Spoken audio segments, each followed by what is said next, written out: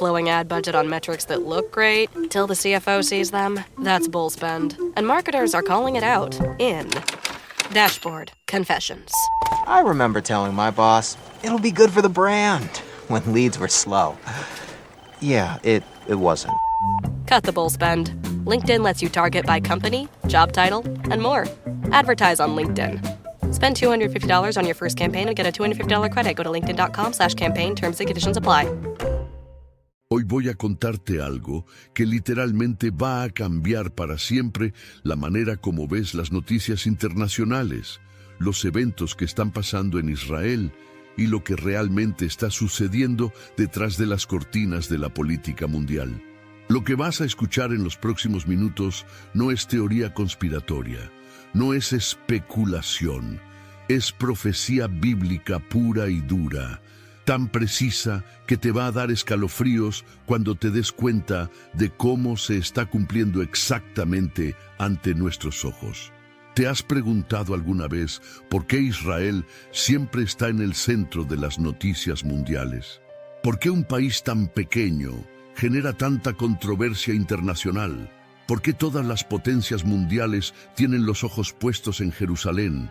La respuesta te va a impactar, porque Israel está siendo preparado sin saberlo para el evento más terrorífico de la historia humana. Un evento tan horrible que Jesús mismo dijo que cuando lo viéramos, dejáramos todo y saliéramos corriendo sin mirar atrás. En Mateo capítulo 24, versículos 15 y 16, Jesús dice algo que debe ponernos la piel de gallina. Por tanto, cuando veáis en el lugar santo la abominación desoladora de que habló el profeta Daniel, el que lee, entienda, entonces los que estén en Judea huyan a los montes. Fíjate bien en esto. Jesús no está hablando de cualquier evento. Está hablando de algo tan horroroso que usa la palabra abominación. En el hebreo original, esta palabra significa algo que causa repugnancia total, algo que va completamente contra la naturaleza de Dios. Pero aquí viene lo que muchos no entienden. Jesús está citando directamente al profeta Daniel, no está inventando algo nuevo, está confirmando una profecía que ya había sido dada siglos antes. Y cuando Jesús confirma algo del Antiguo Testamento, hermano, es porque es importantísimo. Ahora, ¿qué hace que esta profecía sea tan especial? Primero, porque involucra directamente al pueblo de Israel. Segundo, porque habla de algo que va a pasar en el lugar santo, es decir, en el templo. Y tercero, porque está conectada con la venida del anticristo, aunque Jesús no lo menciona por ese nombre en este pasaje. La palabra desoladora que usa Jesús es tremenda. En el griego significa hacer desierto, dejar vacío, destruir completamente. Es como si algo tan malo fuera a pasar que el lugar santo quedaría completamente profanado y abandonado. ¿Y sabes qué es lo más impactante de todo esto? Que Jesús dice, el que lee, entienda. Es como si estuviera diciéndonos, presten atención, esto es crítico, no se lo pierdan. Mira, cuando estudiamos las profecías bíblicas, a veces pensamos que son cosas muy complicadas, muy difíciles de entender, pero Jesús aquí está siendo súper claro. Él está diciendo que cuando veamos esta abominación desoladora, no hay que dudar, no hay que esperar, no hay que hacer maletas, simplemente hay que salir corriendo. Imagínate la situación. Los discípulos están en el Monte de los Olivos con Jesús, preguntándole sobre el fin del mundo y las señales de su venida.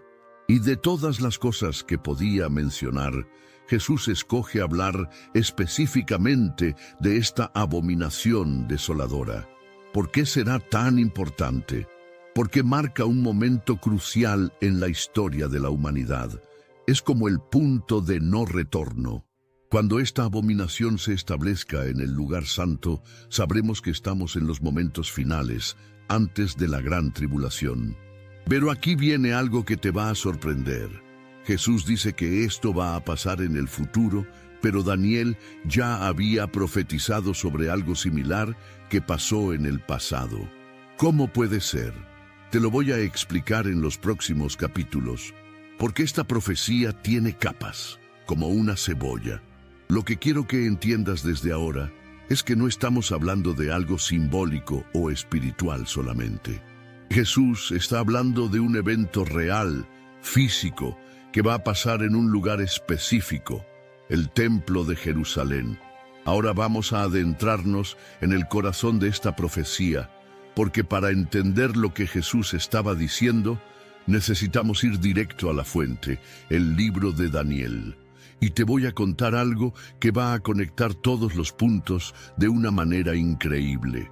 Daniel estaba en Babilonia, ya era un anciano, y mientras leía las profecías de Jeremías, se dio cuenta de que los 70 años de cautiverio estaban por terminar. Entonces se puso a orar, y mientras oraba, algo extraordinario pasó. El ángel Gabriel vino volando rápidamente y le habló, y fíjate lo que le dice en Daniel, capítulo 9, versículo 24. 70 semanas están determinadas sobre tu pueblo y sobre tu santa ciudad, para terminar la prevaricación y poner fin al pecado y expiar la iniquidad, para traer la justicia perdurable y sellar la visión y la profecía y ungir al Santo de los Santos. 70 semanas, pero aquí viene lo importante. Estas no son semanas de días, sino semanas de años. Cada semana representa 7 años. Entonces estamos hablando de 490 años en total. Gabriel le está dando a Daniel un cronograma profético del futuro de Israel.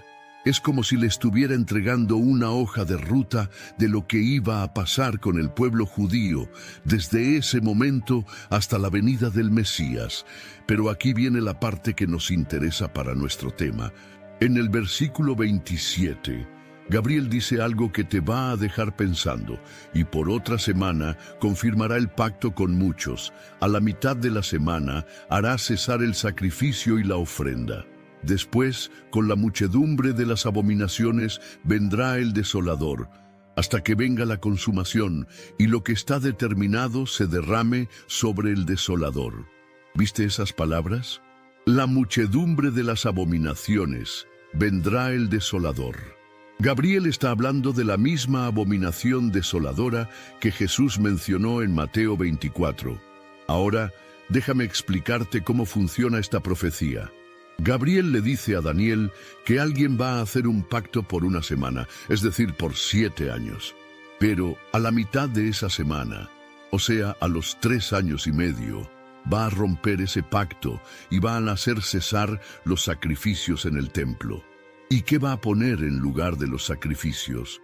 La abominación desoladora, algo tan horrible que va a profanar completamente el lugar santo. Esta profecía es como un rompecabezas con varias piezas. Una parte se cumplió en el pasado, pero Jesús nos dice que otra... If you're chasing data down instead of seeing it in one place, you need the Intuit ERP. Intuit Enterprise Suite. All your data in one place with built-in AI for real-time insights. Learn more at intuit.com/ERP. parte se va a cumplir en el futuro. Y esa parte futura es la que debería tenernos bien atentos. Porque fíjate lo que dice Gabriel. Esto va a durar hasta que venga la consumación. Es decir, hasta el final de los tiempos. Hasta que Dios juzgue definitivamente al que causa esta abominación. En Daniel capítulo 11, versículo 31, encontramos más detalles. Y se levantarán de su parte tropas que profanarán el santuario y la fortaleza, y quitarán el continuo sacrificio, y pondrán la abominación desoladora. Tropas que van a profanar el santuario. Soldados que van a entrar al lugar santo y van a establecer algo abominable ahí. No estamos hablando de algo espiritual solamente, sino de un evento militar, político y religioso al mismo tiempo. Y en Daniel capítulo 12, versículo 11, Dios nos da incluso el tiempo exacto. Y desde el tiempo que sea quitado el continuo sacrificio hasta la abominación desoladora, habrá 1290 días. 1290 días. Dios es tan preciso que nos está dando un cronómetro. Desde que quiten los sacrificios hasta que pongan la abominación, van a pasar exactamente 3 años, 7 meses y 10 días. Esto nos demuestra que Dios tiene todo bajo control. Él conoce los tiempos exactos, nada lo toma por sorpresa, y nos está avisando con anticipación para que estemos preparados. Pero hermano, aquí viene algo que muchos no entienden. Esta profecía de Daniel ya tuvo un cumplimiento parcial en la historia, pero Jesús nos dice que todavía falta el cumplimiento final. Ahora te voy a contar una historia que pasó en el año 167 a.C. y que fue como un ensayo general de lo que va a pasar en el futuro. Porque a veces Dios permite que pasen cosas en la historia que son como sombras de eventos futuros más grandes. Había un rey griego que se llamaba Antíoco, pero él se puso a sí mismo el nombre de Epífanes, que significa Dios manifestado. Ya desde ahí puedes ver la soberbia de este tipo. Se creía que era un dios. Este Antíoco hizo algo que escandalizó a todo el mundo judío de esa época. Entró al templo de Jerusalén, profanó el altar, puso una estatua del dios Zeus encima del altar de los holocaustos y sacrificó un cerdo encima. Para los judíos, esto fue lo más horrible que podían imaginar. El cerdo era un animal inmundo según la ley de Moisés. Zeus era un dios pagano, y hacerlo en el lugar santísimo era una profanación total. Pero Antíoco no se quedó ahí. Prohibió la circuncisión, obligó a los judíos a comer carne de cerdo, les prohibió guardar el sábado y mandó a quemar todas las copias de la Torá que encontraran. Miles de judíos fueron asesinados, muchos otros fueron vendidos como esclavos. Fue una persecución terrible, una época oscura para el pueblo de Israel. Ahora, aquí viene lo interesante. Muchos eruditos bíblicos dijeron: ya está, esta es la abominación desoladora de la que habló Daniel. Ya se cumplió con Antíoco Epífanes. Pero hay un problema con esa interpretación. Jesús vivió como 200 años después de Antíoco, y en Mateo 24, él habla de la abominación desoladora como algo futuro, no como algo que ya había pasado. Además, si revisas la profecía de Daniel con cuidado, verás que Antíoco no cumplió todos los detalles. Por ejemplo, Daniel dice que el que va a hacer esto va a confirmar un pacto por 7 años con Israel. Antíoco nunca hizo ningún pacto de 7 años. Entonces, ¿qué fue lo que pasó con Antíoco? Fue como una sombra, un anticipo, un ensayo general de lo que va a pasar en el futuro con el verdadero anticristo. En la Biblia esto pasa seguido. Dios permite que pasen eventos en la historia que nos ayudan a entender eventos futuros más grandes. Es como cuando un director de teatro hace ensayos antes del estreno de la obra. Antíoco fue un anticristo con minúscula, pero no fue el anticristo con mayúscula del que habla la profecía final. Y fíjate qué curioso, Antíoco se hacía llamar Epífanes, que significa Dios manifestado, pero la gente lo llamaba Epímanes, que significa el loco, porque sus acciones eran tan brutales y tan irracionales que parecía un demente. Esto nos da una pista de cómo va a ser el anticristo final. Por fuera va a parecer carismático y exitoso, pero por dentro va a ser un instrumento de Satanás, lleno de maldad y locura espiritual. La rebelión de los macabeos que siguió después de la profanación de Antíoco duró exactamente 3 años y medio. Y después de esos 3 años y medio, el templo fue purificado y se restablecieron los sacrificios. ¿Te suena familiar ese periodo de 3 años y medio? Es exactamente el mismo tiempo que Daniel menciona para la abominación desoladora final. La historia se repite, pero la segunda vez será peor. porque si Antíoco fue solo una sombra, imagínate cómo será la realidad. Si el ensayo general fue tan terrible, ¿cómo será el evento principal? Por eso Jesús dijo que cuando veamos la abominación desoladora, salgamos corriendo, porque va a ser peor que todo lo que hemos visto en la historia. Ahora vamos a hablar del personaje principal de esta historia, el que va a protagonizar la abominación desoladora final. Y aquí es donde la cosa se pone realmente interesante, porque la Biblia no nos deja en la oscuridad sobre quién es este individuo. En Primera de Juan, capítulo 2, versículo 18, el apóstol Juan nos dice algo fascinante. Hijitos, ya es el último tiempo, y según vosotros oísteis que el anticristo viene, así ahora han surgido muchos anticristos. Por esto conocemos que es el último tiempo. Juan está hablando de dos cosas diferentes. Por un lado, dice que el anticristo viene, refiriéndose a una persona específica que va a aparecer en el futuro. Por otro lado, dice que han surgido muchos anticristos, hablando de personas que ya existían en su época. Es como si hubiera una jerarquía del mal. Están los muchos anticristos que han aparecido a lo largo de la historia, y está el anticristo final, el jefe de todos ellos. Pero aquí viene algo que muchos no entienden. La palabra anticristo no significa solamente contra Cristo. También significa en lugar de Cristo. Es decir, alguien que se va a presentar como un sustituto de Jesús. En 2 de Tesalonicenses capítulo 2, versículos 3 y 4, Pablo nos da más detalles sobre este personaje.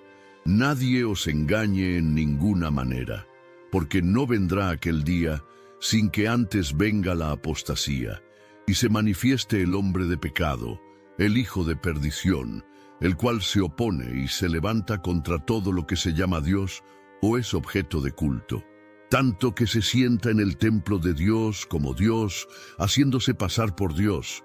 Fíjate en los nombres que Pablo le da, el hombre de pecado y el hijo de perdición, el mismo título que Jesús le dio a Judas Iscariote en Juan 17, 12. No es casualidad, el mismo espíritu que poseyó a Judas va a poseer a este hombre.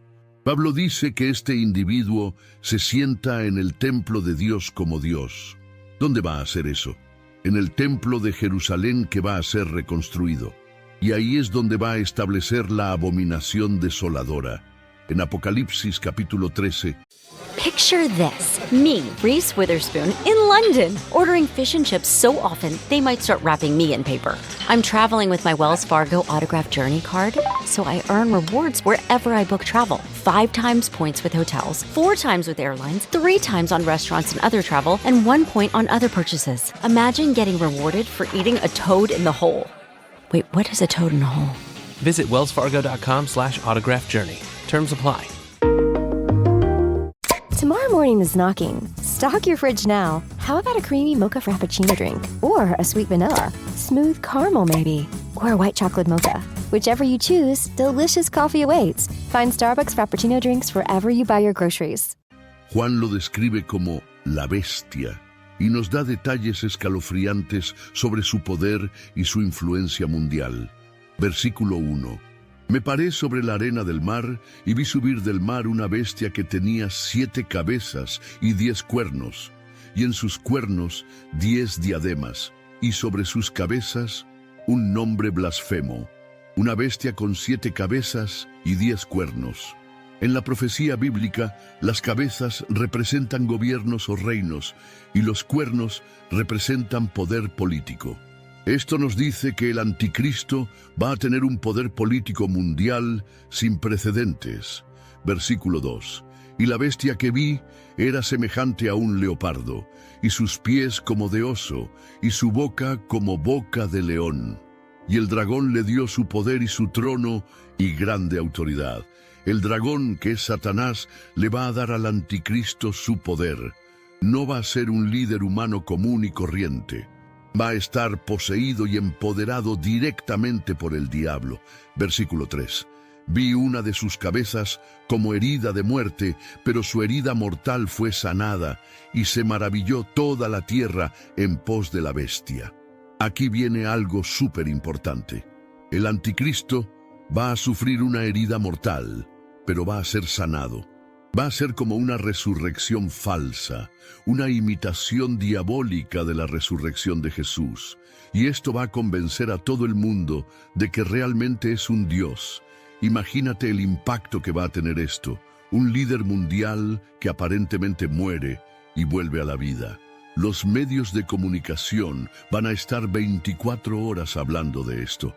Las redes sociales van a explotar. La gente va a decir que es un milagro, pero va a ser una falsificación satánica. Satanás es el padre de la mentira y esta va a ser su mentira más grande y más convincente.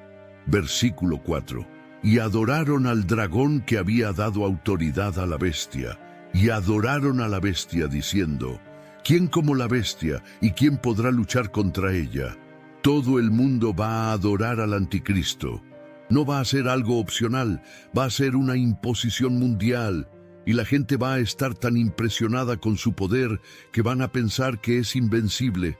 Pero hermano, aquí viene algo que debería ponernos muy alerta. Aunque el anticristo personal todavía no se ha manifestado, el espíritu del anticristo ya está trabajando en el mundo. Y Juan nos lo dice claramente. En Primera de Juan capítulo 4 versículo 3 leemos: y todo espíritu que no confiesa que Jesucristo ha venido en carne no es de Dios. Y este es el espíritu del anticristo, el cual vosotros habéis oído que viene y que ahora ya está en el mundo. ¿Viste eso? Ahora ya está en el mundo. Juan escribió esto hace casi 2000 años, y ya entonces el espíritu del anticristo estaba activo. Imagínate ahora, en nuestros días, cómo debe estar de fuerte. Pero ¿cómo identificamos este espíritu? Juan nos da pistas claras. En Primera de Juan, capítulo 2, versículo 22, dice: ¿quién es el mentiroso, sino el que niega que Jesús es el Cristo? Este es anticristo, el que niega al Padre y al Hijo. El espíritu del anticristo se caracteriza por negar que Jesús es el Mesías. Pero cuidado, porque esta negación puede ser muy sutil. No siempre es una negación directa, a veces se presenta como una distorsión de quién es Jesús. Algunas religiones dicen que Jesús fue un profeta importante, pero no el Hijo de Dios. Otras dicen que fue un maestro iluminado, pero no el Salvador. Otras dicen que fue un buen hombre, pero no Dios encarnado. Todo eso es espíritu del anticristo.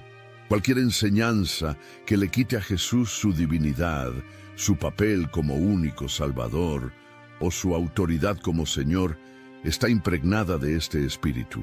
Pero también se manifiesta de otras maneras. Por ejemplo, cuando se promueve la idea de que todos los caminos llevan a Dios, que todas las religiones son iguales, que no importa en qué creas mientras seas sincero. ¿Te suena familiar? Vivimos en una época donde esto se está promoviendo cada vez más. Se llama pluralismo religioso o sincretismo, pero en el fondo es espíritu del anticristo. También vemos este espíritu en el humanismo secular, que pone al hombre en el centro de todo y niega la necesidad de Dios. En el relativismo moral, que dice que no existen absolutos, que cada uno puede decidir qué está bien y qué está mal.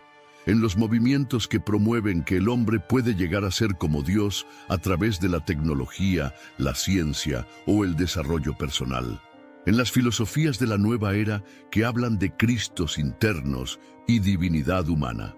Todo esto está preparando el terreno para cuando aparezca el anticristo personal.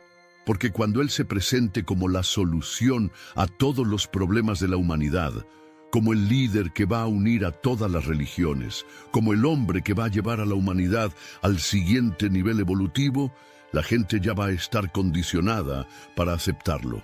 Juan también nos dice en Primera de Juan capítulo 2, versículo 19, salieron de nosotros, pero no eran de nosotros. porque si hubiesen sido de nosotros, habrían permanecido con nosotros, pero salieron para que se manifestase que no todos son de nosotros.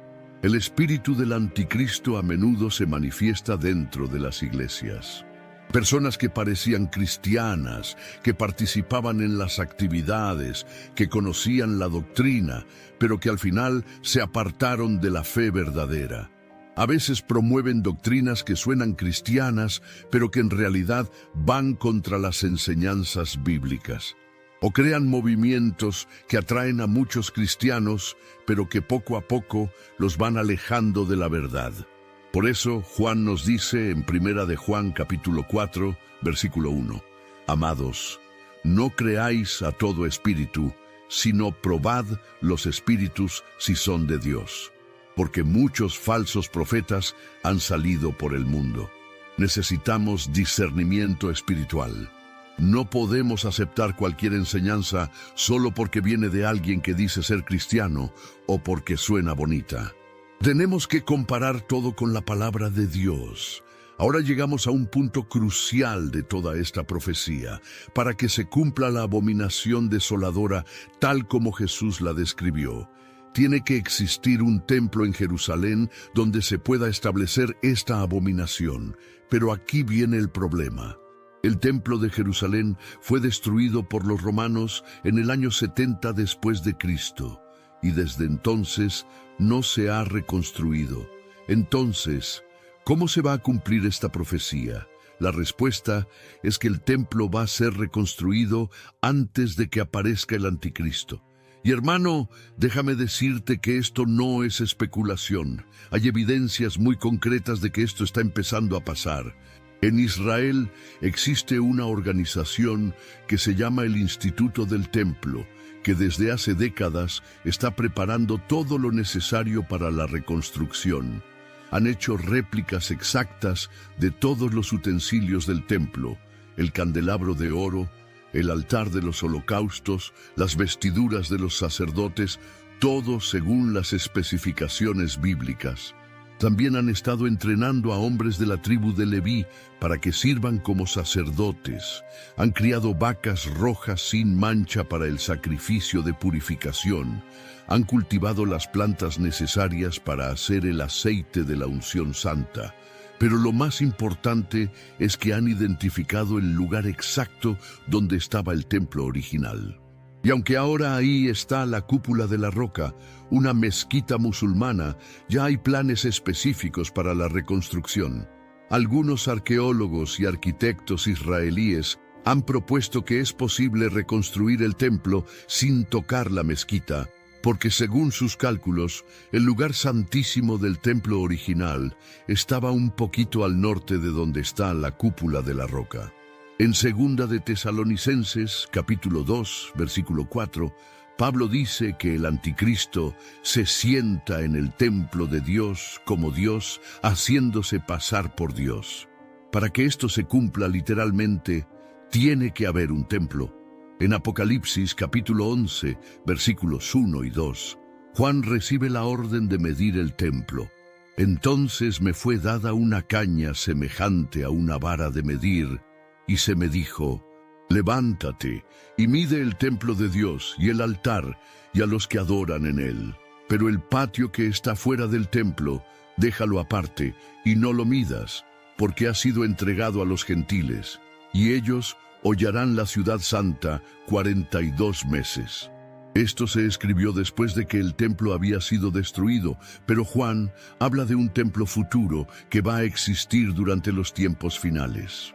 Los 42 meses que menciona Juan son exactamente 3 años y medio, el mismo período que Daniel menciona para la segunda mitad de la semana 70, cuando va a estar establecida la abominación desoladora. Pero aquí viene algo interesante.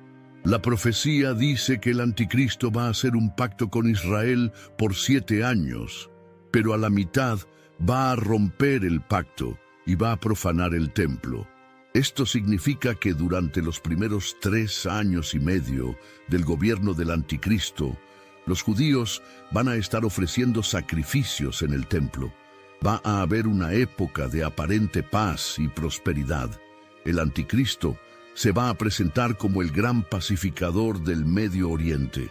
Va a solucionar el conflicto entre israelíes y palestinos. Va a permitir que los judíos reconstruyan su templo y restablezcan sus sacrificios. Por eso es que muchos judíos lo van a recibir como el Mesías, porque va a hacer lo que ellos han estado esperando durante 2000 años. Les va a devolver su templo y su sistema de adoración. Pero todo va a ser una trampa. Después de 3 años y medio va a mostrar su verdadera cara. Va a entrar al templo, va a cesar los sacrificios y va a establecer su propia imagen para que sea adorada. Daniel capítulo 9, versículo 27, nos da la secuencia exacta. Y por otra semana confirmará el pacto con muchos. A la mitad de la semana hará cesar el sacrificio y la ofrenda. La reconstrucción del templo no es solo un evento religioso. Va a ser un evento político de dimensiones mundiales. Va a cambiar toda la dinámica del Medio Oriente y va a preparar el escenario para los eventos finales de la historia humana. Ahora vamos a profundizar en uno de los eventos más significativos que va a marcar el comienzo del fin, el pacto de 7 años que el anticristo va a hacer con Israel. Daniel, capítulo 9, versículo 27, es súper claro sobre esto. Y por otra semana confirmará el pacto con muchos. Una semana profética son 7 años. Entonces estamos hablando de un tratado internacional que va a durar exactamente 7 años. Pero fíjate en algo importante. La Biblia dice que va a confirmar el pacto, no un pacto. Esto sugiere que va a ser la confirmación o el fortalecimiento de algún tratado que ya existe, no algo completamente nuevo. En el mundo político de hoy, ya hay muchos acuerdos de paz en el Medio Oriente.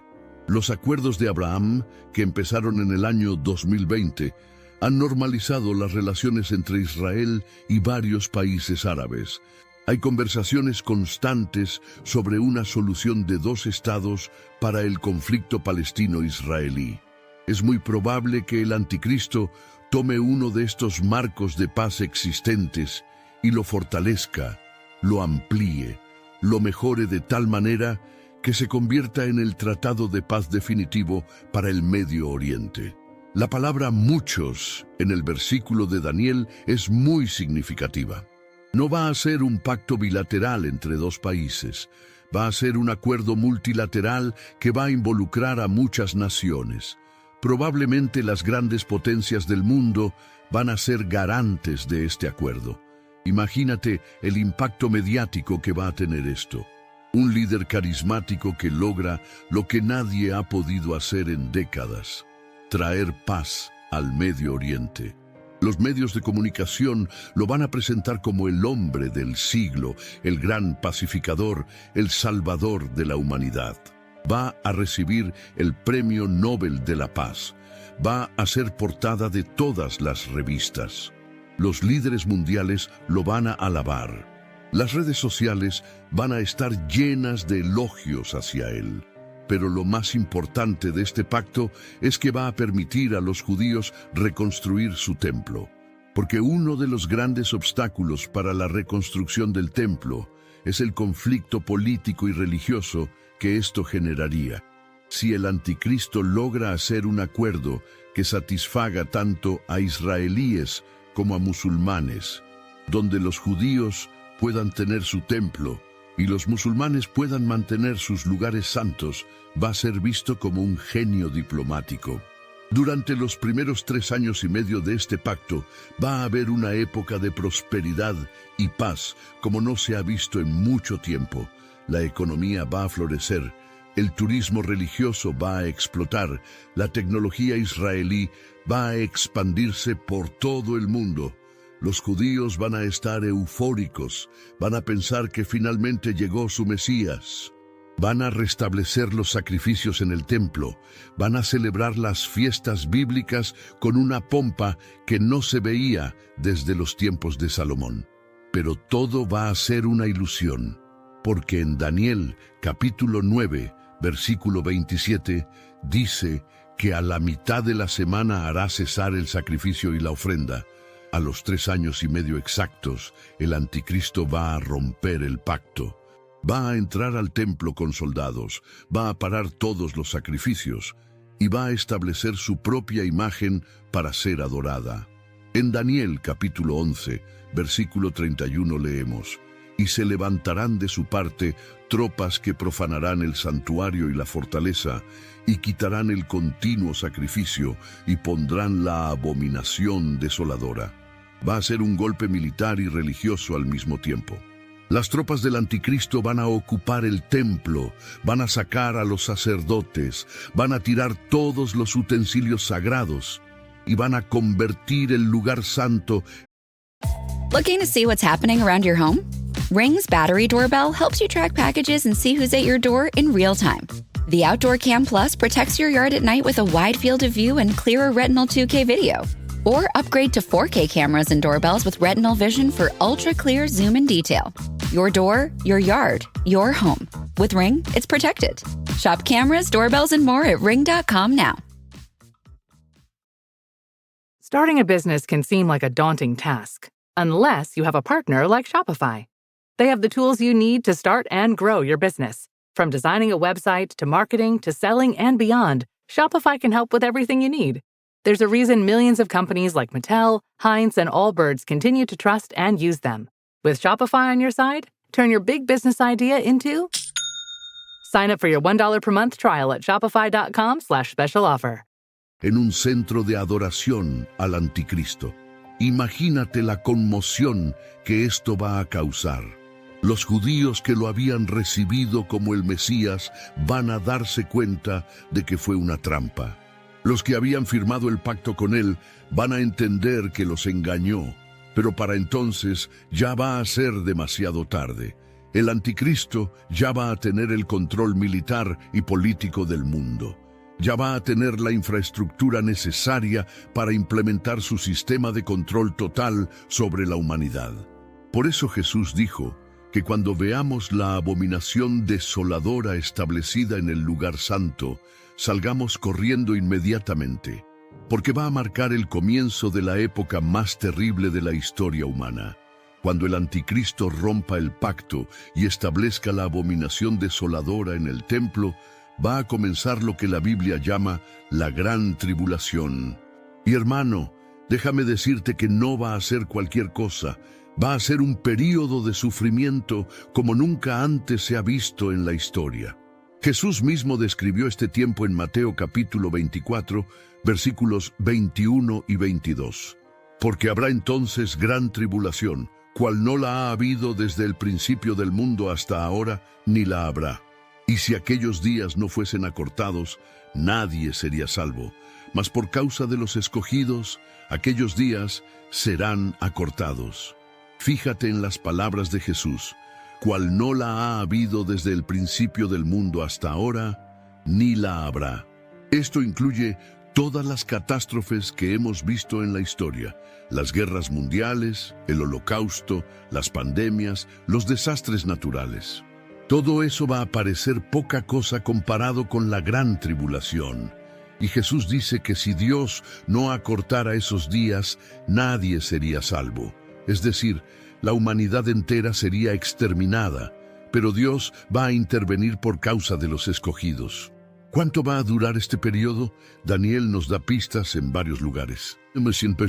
En Daniel capítulo 12, versículo 7, habla de tiempos y la mitad de un tiempo, que son 3 años y medio.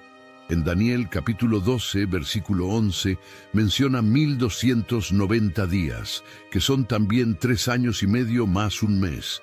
En Apocalipsis también encontramos estas mismas medidas de tiempo. Capítulo 11, versículo 2, 42 meses. Capítulo 12, versículo 6, 1260 días. Capítulo 13, versículo 5, 42 meses. Todas estas medidas apuntan al mismo período, 3 años y medio, la segunda mitad de la semana 70 de Daniel, desde que se establece la abominación desoladora hasta la segunda venida de Cristo. Pero ¿por qué va a ser tan terrible este período? Porque va a ser cuando Satanás tenga rienda suelta en la tierra. En Apocalipsis, capítulo 12, versículos 9 al 12, leemos sobre Satanás siendo arrojado del cielo a la tierra, y dice: «Ay de los moradores de la tierra y del mar, porque el diablo ha descendido a vosotros con gran ira, sabiendo que tiene poco tiempo». Satanás va a saber que le queda poco tiempo y va a desatar toda su furia contra la humanidad, especialmente contra los que se niegan a adorar al anticristo. En Apocalipsis capítulo 13, versículos 15 al 17, vemos cómo va a ser el sistema de control. Y se le permitió infundir aliento a la imagen de la bestia, para que la imagen hablase e hiciese matar a todo el que no la adorase. Y hacía que a todos, pequeños y grandes, ricos y pobres, libres y esclavos, se les pusiese una marca en la mano derecha o en la frente, y que de otro modo alguno pudiese comprar o vender, sino el que tuviese la marca o el nombre de la bestia o el número de su nombre. Va a ser un sistema totalitario mundial. Nadie va a poder comprar ni vender sin tener la marca de la bestia. Esto va a ser posible gracias a la tecnología que ya existe hoy: pagos digitales, identificación biométrica, inteligencia artificial, control social a través de aplicaciones móviles. Pero lo más terrible va a ser la persecución religiosa. En Apocalipsis, capítulo 7, versículos 9 y 14, Juan ve una gran multitud, la cual nadie podía contar, de todas naciones y tribus y pueblos y lenguas. Estos son los que vienen de la gran tribulación, y han lavado sus ropas, y las han emblanquecido en la sangre del Cordero. Millones de personas van a ser martirizadas por negarse a adorar al anticristo. Van a preferir morir antes que traicionar su fe en Jesús. En Daniel capítulo 12, versículo 1, leemos: «En aquel tiempo se levantará Miguel, el gran príncipe que está de parte de los hijos de tu pueblo, y será tiempo de angustia, cual nunca fue desde que hubo gente hasta entonces. Pero en aquel tiempo será libertado tu pueblo, todos los que se hallen escritos en el libro». Miguel el arcángel va a intervenir especialmente para proteger al pueblo judío, porque el anticristo va a intentar exterminar completamente a los judíos, especialmente después de que se den cuenta de que él no es el Mesías verdadero. Pero también va a haber juicios de Dios cayendo sobre la tierra. Las copas de la ira de Dios, descritas en Apocalipsis 16, van a traer plagas terribles: úlceras malignas, mares convertidos en sangre, ríos y fuentes envenenadas, calor abrasador del sol, tinieblas, sequías. Va a ser como si el cielo y la tierra estuvieran en guerra. Por arriba, los juicios de Dios; por abajo, la tiranía satánica del anticristo; y en el medio, la humanidad sufriendo como nunca antes.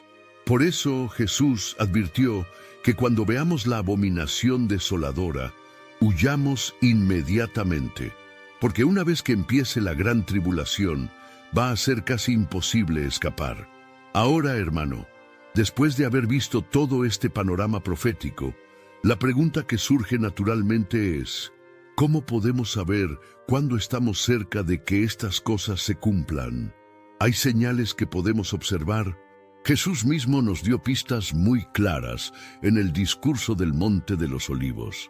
En Mateo capítulo 24, versículos 3 al 8, los discípulos le preguntaron: «Dinos, ¿cuándo serán estas cosas, y qué señal habrá de tu venida y del fin del siglo?». Y Jesús respondió dándoles una lista de señales que iban a ir aumentando en intensidad y frecuencia conforme se acercara el final. Es como cuando una mujer está en trabajo de parto. Las contracciones van volviéndose más fuertes y más seguidas. Primera señal: falsos cristos y falsos profetas. Versículo 5. Porque vendrán muchos en mi nombre, diciendo: yo soy el Cristo, y a muchos engañarán. En nuestra época hemos visto un aumento dramático de sectas y movimientos religiosos donde los líderes se presentan como mesías o profetas especiales. Segunda señal: guerras y rumores de guerras. Versículo 6. Y oiréis de guerras y rumores de guerras. Mirad que no os turbéis, porque es necesario que todo esto acontezca, pero aún no es el fin. Vivimos en una época donde hay conflictos armados en todas partes del mundo, y la amenaza de una guerra mundial está siempre presente. Tercera señal: hambres, pestilencias y terremotos. Versículo 7. Porque se levantará nación contra nación, y reino contra reino, y habrá pestes, y hambres, y terremotos en diferentes lugares. Las pandemias, las crisis alimentarias y los desastres naturales se han vuelto cada vez más frecuentes y devastadores. Pero Jesús dice en el versículo 8 algo muy importante: y todo esto será principio de dolores. Es decir, estas señales son apenas el comienzo. Van a ir aumentando hasta llegar al clímax durante la gran tribulación. En 2 de Timoteo, capítulo 3, versículos 1 al 5, Pablo nos da señales específicas del carácter moral de los últimos tiempos. También debes saber esto, que en los postreros días vendrán tiempos peligrosos. Porque habrá hombres amadores de sí mismos, avaros, vanagloriosos, soberbios, blasfemos, desobedientes a los padres, ingratos, impíos, sin afecto natural, implacables, calumniadores, intemperantes, crueles, aborrecedores de lo bueno, traidores, impetuosos, infatuados, amadores de los deleites más que de Dios, que tendrán apariencia de piedad, pero negarán la eficacia de ella. A estos evita. ¿No te parece que esta descripción encaja perfectamente con nuestra sociedad actual? El individualismo extremo, la avaricia desenfrenada, la falta de respeto hacia los padres y las autoridades, la crueldad en las redes sociales, el amor al placer por encima de todo. En el ámbito tecnológico también vemos señales impresionantes. Apocalipsis capítulo 13 habla de una imagen de la bestia que va a hablar y va a hacer que maten a todos los que no la adoren. Hasta hace poco tiempo, esto parecía imposible, pero con la inteligencia artificial y la realidad virtual, ya podemos imaginar cómo se puede cumplir esto. La marca de la bestia que se necesita para comprar y vender también era imposible de implementar a nivel mundial hasta hace poco. Pero ahora, con los pagos digitales, las criptomonedas y los sistemas de identificación biométrica, ya tenemos la tecnología necesaria. En el ámbito político, vemos un movimiento hacia un gobierno mundial. Las crisis globales como el cambio climático, las pandemias, el terrorismo internacional, están siendo usadas para justificar la necesidad de organismos internacionales con más poder. En el ámbito religioso, hay un movimiento ecuménico muy fuerte que busca unir a todas las religiones bajo un liderazgo común. El Papa Francisco ha estado promoviendo encuentros interreligiosos y documentos firmados con líderes de otras religiones. En el ámbito específico de Israel, vemos desarrollos impresionantes. El regreso de los judíos a su tierra, después de 2000 años, se completó en el siglo XX. La recuperación del hebreo como idioma hablado, el florecimiento del desierto, el establecimiento de Israel como potencia militar y tecnológica. Los acuerdos de Abraham han normalizado las relaciones entre Israel y varios países árabes. Hay conversaciones serias sobre la reconstrucción del templo. El Instituto del Templo ya tiene todo preparado para cuando sea posible construirlo. Todas estas señales juntas nos indican que estamos viviendo en la generación que muy probablemente va a ver el cumplimiento de las profecías sobre los tiempos finales. No estoy diciendo que sabemos el día ni la hora.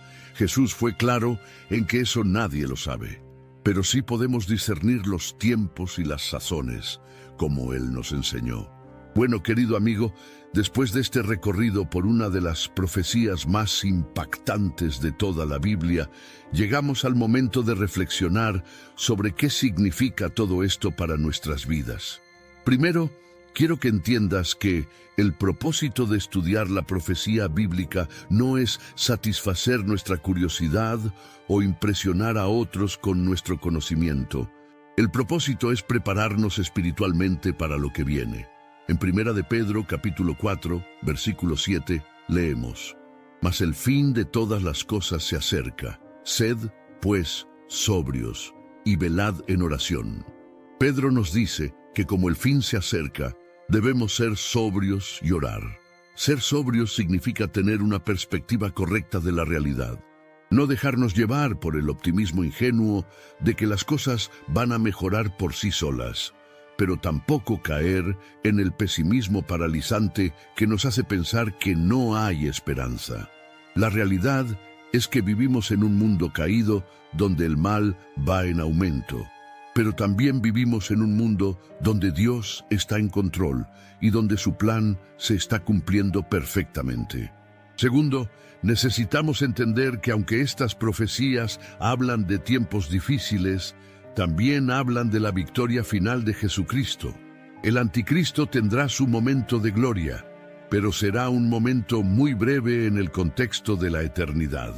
En Apocalipsis, capítulo 19, versículos 11 al 21, vemos la segunda venida de Cristo en gloria, montado en un caballo blanco, seguido por los ejércitos celestiales, para derrotar al anticristo y establecer su reino milenial en la tierra. La abominación desoladora va a durar solo 3 años y medio, pero el reino de Cristo va a durar para siempre. El sufrimiento es temporal, pero la gloria es eterna. Tercero, estas profecías deben motivarnos a evangelizar con más urgencia. Si realmente estamos en los últimos tiempos, entonces cada día que pasa, hay menos oportunidades para que las personas se reconcilien con Dios. En 2 de Pedro, capítulo 3, versículo 9, leemos: «El Señor no retarda su promesa, según algunos la tienen por tardanza, sino que es paciente para con nosotros, no queriendo que ninguno perezca, sino que todos procedan al arrepentimiento». Dios está esperando pacientemente para que más personas vengan al arrepentimiento.